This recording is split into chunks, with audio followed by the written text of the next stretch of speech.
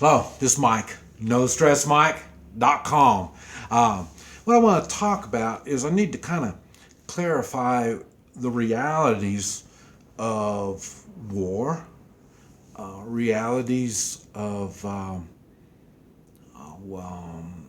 revolution, the realities of life. And the thing is, no matter what happens, you will need to continue to work and prosper. I mean, that's just a reality. I thought it was odd when I was in Vietnam. Now, I was in the jungle most of the time, but I was in the rear every once in a while, and I thought it was odd when I see my life revolved around the jungle, combat, fighting, all the time. I never seen people working. Everybody, there were soldiers. I was going up against soldiers, Marines. So all we did was fight.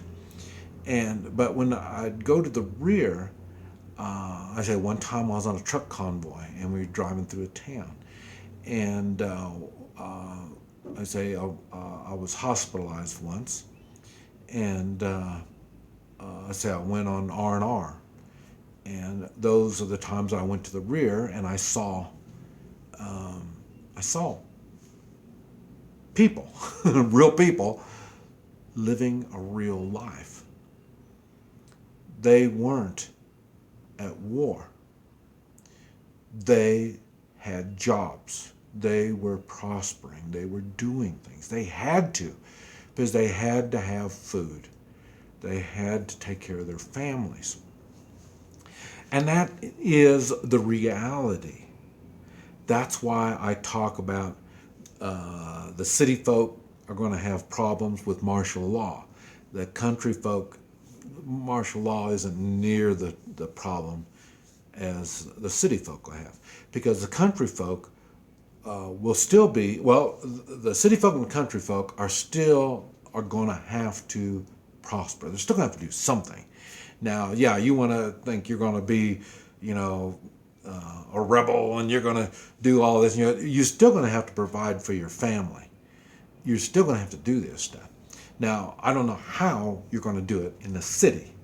And that's why I say when I saw it in Vietnam, they worked, and then when they weren't working at night, they were figuring out how they're going to, attack convoys or do whatever they're going to do, So, but the country folk would grow their gardens, raise their livestock, and so the country folk really didn't see much of a war until the troops came into their area.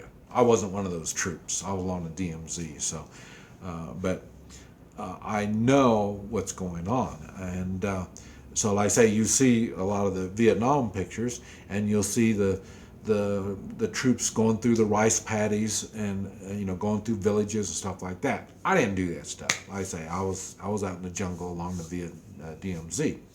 So I didn't get that experience, but I know what they were doing. I know they were going through these areas looking for guns and stuff like that. They did the same thing in the cities.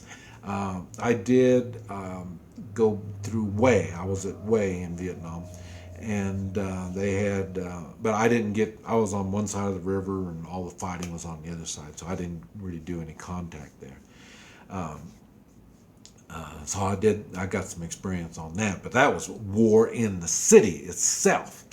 And, but I say, when they have these wars in the cities, normally they want to get guns and stuff like that, and then after they get the area secured with no guns, then they can leave that part of the city alone. And I know in Bosnia and places like that, they would have their wars in the cities for a long period of time. And I don't have the experience in that, so I don't know how they did it. So, because I don't know how they can't go to work. They can't prosper when your city is in turmoil. And now in the country, it'll be different because they can only come in and tear up your crops, and then they're going to leave, and then you can replant your crops again. You can start all over again. So, there's a big difference. And but the reality is, you will have to continue to prosper no matter what. Some people will work for the occupiers, and these people working for the occupiers, some are, and this is the part that really made Vietnam really confusing. They would work for the occupiers, and they were in the U.S., and they were loyal to the U.S. And then you had others that worked for the occupiers, and they were spies for Vietnam. So, but that's a reality. Everybody has to face that type of stuff. I mean, that's what occupiers have a. That's why occupiers have a problem occupying, because they can't tell who's friends and who's foe. And but everyone still has to prosper. Now, the military is not. They're going to be paid by whoever it is that's paying them to be there, the occupiers. But like I say, the ones that live in that occupied space, they still have to provide. So keep that in mind. And this is why you have food stored, and guns, and gold and silver, and all this kind of stuff, is so when it's difficult to provide, and in some cases it'll be impossible to prosper, you'll have something to sit back on. And like I say, when it's your community that's being occupied, you look at things a whole lot different. This is Mike, NoStressMike.com.